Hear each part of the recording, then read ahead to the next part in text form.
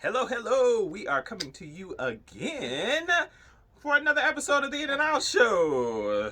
A lot of you are familiar with this young lady. Not so young, but thank you. I love that. But this is Miss Stacy Hardin. Hi there. And I want to ask her a few questions or whatever so that we're just going to jump right in. You know, we're not even going to waste any time. So, can you give us a little bit about your background with your business? I know you got multiple. Yes. Just give me a little background and the name of your business. Well, the first business that I have is Hardin Soy Candles. I started that back in 2003. Ooh, okay. So I've been doing that for 17 years now. Sure. Ooh. Yeah. Oh my gosh. Yes. So then you do the candles. How do you have time to do the candles? Well, I just find time.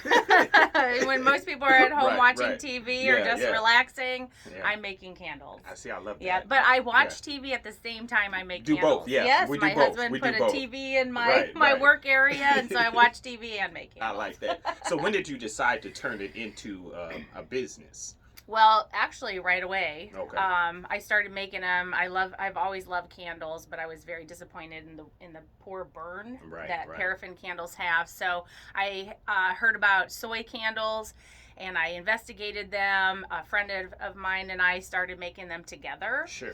And very quickly, we started selling to other people, and people just loved them, and we turned it into a business.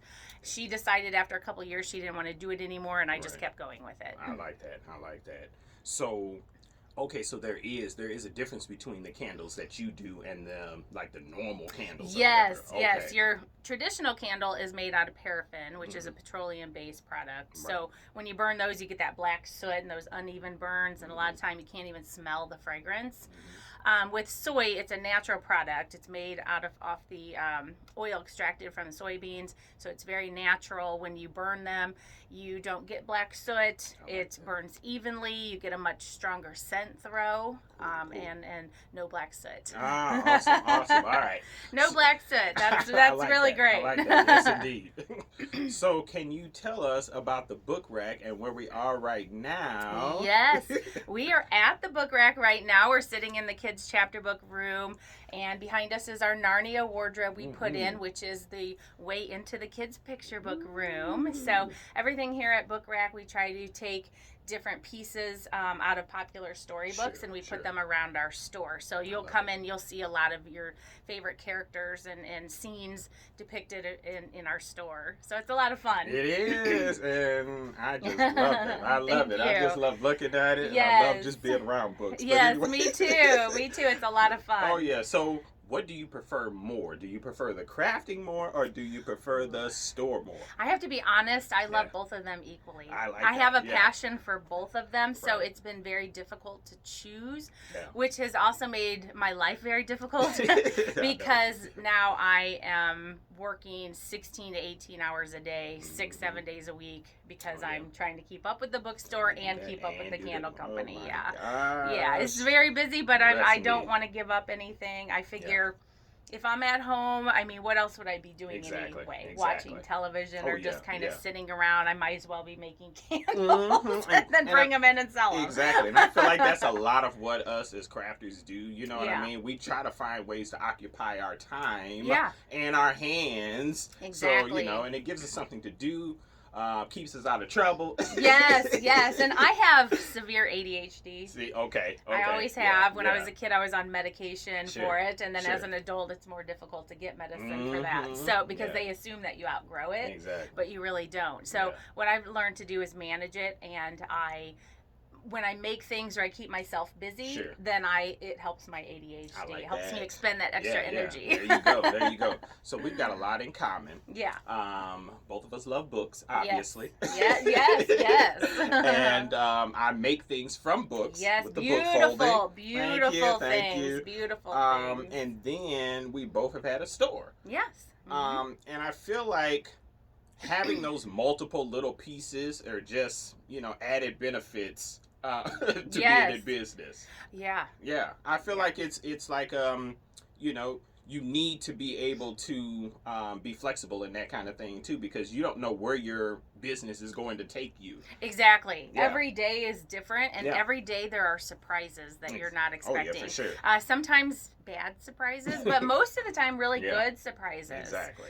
Like last week, we were featured in an article on BuzzFeed, Yes. News, Yes. my candle company with my bookstore. Yeah. And then since then, I mean, we were already busy anyway, but then all of a sudden I'm getting orders from all over the country. I love that. I've been up till 2 o'clock in the morning every single night trying to fill these orders.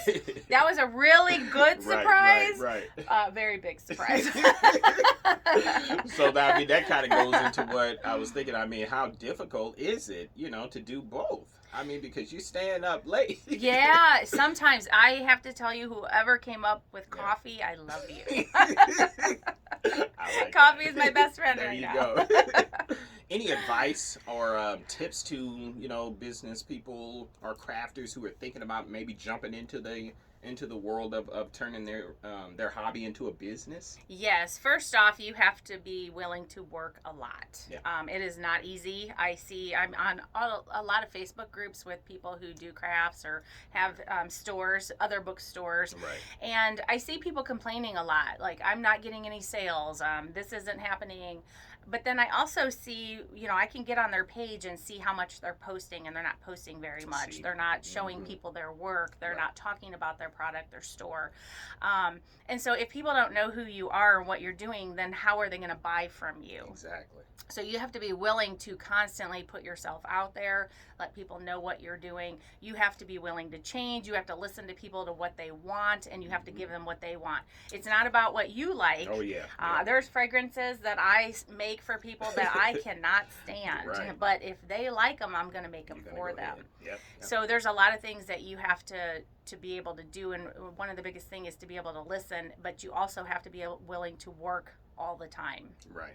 Because when you have a business and it's going well, it's because you are working yourself almost to death. Exactly. It is not for the faint of heart. No, it's not. No, it's not. No, it's but not. I mean, the reward of being able to connect with the customers. Yes. And, and I feel like that's one of the best things when you see a happy customer, somebody that, has, mind has kind of expanded because of maybe either from reading the book or from buying the candles or something, and, I feel like that's one of the best things about it.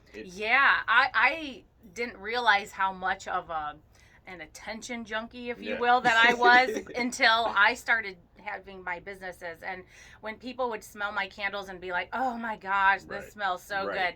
That made me feel good because I thought, I made that. Yes, indeed. Or if somebody when people come into my store every single day, new people come in and they'll walk around and they'll say, oh my gosh, this place is amazing. We didn't even know you were here. How did we not know you were here? I'm telling all my friends, all my favorite characters are everywhere. There's a Harry Potter wall. It's fabulous. And then I'm thinking, oh my gosh, I'm so happy they like me. I sound like Sally Fields or whatever. They love me. They really do. But it does make you feel good. No, it because does. It does. You put your whole heart and soul into your business, or at least you should put your whole heart and soul into your business. And so when people respond positively to that, it really does touch you to your core. Yes, indeed. And it just inspires you to keep going. Absolutely. So let's jump into the random question. Okay. All right. If you could visit any planet just for a day, which one? Any planet Any in planet. our solar system? Yes. I'll probably just stay here on Earth. I don't know. I do like Saturn. The rings are beautiful. Yeah. That would be. But other than that, I'd probably just stay right here on Earth. I do like having my feet on the ground. There you go. My head's in the clouds, but my feet are on the ground. I like that too. So how can we find your items? And I will be posting her items in our description, so you will be able to find them. So how can we do that? Well, we do have Facebook pages for both Hardin Soy Candles and Book Rack Used Books. Yep. And then you can also go to bookrackpeoria.com and hardinsoycandles.com. It is the same website. When you get on, it will immediately defaults to Hardin Soy Candles, but it does tell you where to go to find the books. Good. We also sell on eBay, Cool. Etsy, and Amazon. So Oh, we have there you go. stores on other Yeah, platforms as well. multiple ways Yeah, to get. yeah. I love it. That's a good way to end it. I appreciate you being with us.